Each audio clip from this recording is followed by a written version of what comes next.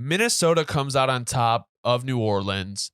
And my question for you is, how far can the Vikings go with Josh Dobbs? You know, I thought of exactly how I'm going to phrase the answer to this question because it goes along with my narrative for this game, right? It's not even about how far Josh Dobbs can go. It's about how far that him and Kevin O'Connell's little interim marriage can go this year. Because really, as you saw, the blinding difference in this game was I'm going to emphasize this so much. The glaring difference in skill of Kevin O'Connell and Dennis Allen. You got Kevin O'Connell with like nobody, down bare on defense and offense. He made it work. And you got Dennis Allen finally with mostly a full healthy roster. And what do? Garbage. Garbage. The effort level completely different. You can. I'm trying not to get like too Saints homerish on this, but the reality is at this point, every Saints fan knows the coaching staff is not good enough. And when you see a coaching staff like the Vikings have making it work with the bare bones option, and then you have a fully the guys you all paid and wanted, they're not even ready to give a shit on and it's just week to week. Worst thing about the Saints is they're a team that picks and chooses when they want to show up. You get a great team one week, you get literally one of the worst teams in the league the next week.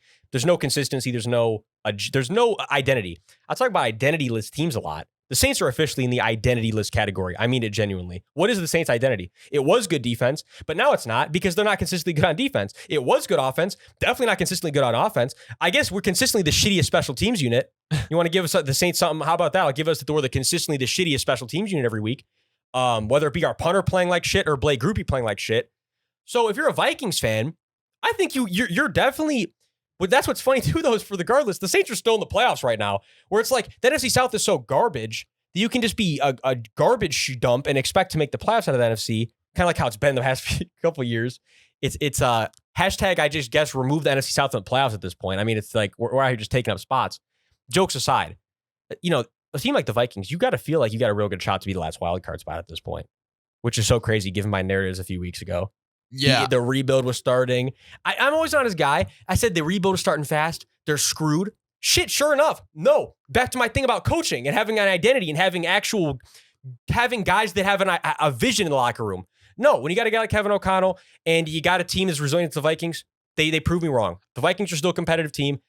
Obviously, you got a lot of questions now. Yeah. But at least you got an answer with Josh Dobbs. You got at least one answer. You're like, you know what? We can make it work as long as we got a guy in the meantime. Well, with Josh Dobbs and Kevin O'Connell, I mean, Kevin O'Connell comes from, that Sean McVay tree and everything like that.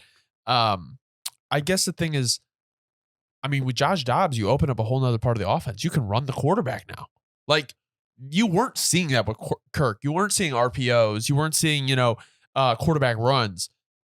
I mean, when you have TJ Hawkinson, arguably the top 3 tight end in the league, you have Justin Jefferson that's going to be coming back. You have Jordan Addison, who was your first round pick this year, who's shown he can be dominant. Like, we talked about the rebuild, but the more and more we talk about it, like, as long as they can get a guy that can play in Kevin O'Connell's system, the weapons are there. And to go back to coaching, Kevin O'Connell has shown that he's been a very good coach. I mean, regardless of how you feel about those 1-score games last year, going 13-4 is hard. And after all the mistakes that have happened earlier in the year, to come back and go on a 5-game winning streak, like, Brian Flores, regardless how you feel about him as a head coach, is a great defensive coordinator.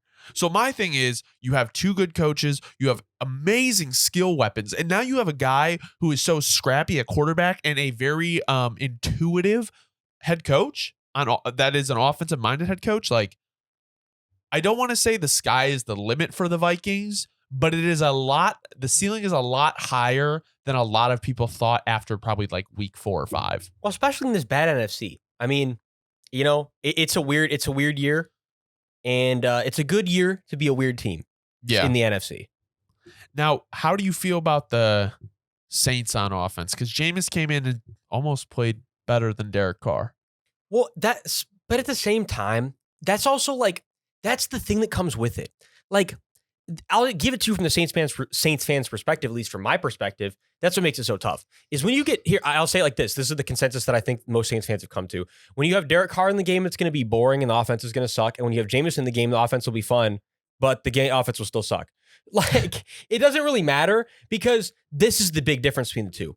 Derek will play it safe long enough that eventually a big play will open up. He'll make the big play. But all the other times we'll look and we'll be like, well, we didn't make enough big plays. That's why we lost. And then with Jameis, bunch of big plays. Oh, bunch of critical mistakes then towards the end because you're trying to force it. So it's like, it doesn't really matter what one we go with. Unfortunately, the reality is, again, back to Pete Carmichael, the play calling is also just garbage. Play calling is garbage. Doesn't matter who we have back there. The play calling itself is garbage. The quarterback room itself is not good at the moment. And our receiver room has been inconsistent. I'm going to call it for what it is. Olave will have one good week, 1 week this year, and then he'll be dropping balls next week. I want to see him continue on the trend of being good. Michael Thomas back being injured. Hopefully he can bounce back from that quickly. But then that was the whole thing with the contract this week. Don't want to break at a contractor's car. I mean, I won't even get into that. It's such a minor little story. Who gives a shit? But point is, Saints receiving core, inconsistent. Saints offense, Saints officially inconsistent, and somehow still in the playoffs. But then, because I want to switch over to the team that deserves our respect this week, deserves to actually be talked about, like the Vikings offense. Like I said, all these guys. Look, you got Ty Chandler getting his first real, not real touches, but like starting, actually getting like splitting touches. He had a great game. He had a touchdown. Let me pull up his exact numbers here in a sec. But then I got also TJ Hawkinson cooking different. I mean, 11 receptions, 134 yards, a touchdown on the day. The connection him and Josh Dobbs have. I mean, Vikings offense with the minimal pieces they even have right now without JJ and stuff and KJ Osborne, like, it doesn't even matter. That's because, again, the coach knows what he's doing. They have a system in place. If you're a Vikings fan, that's got to excite you, man.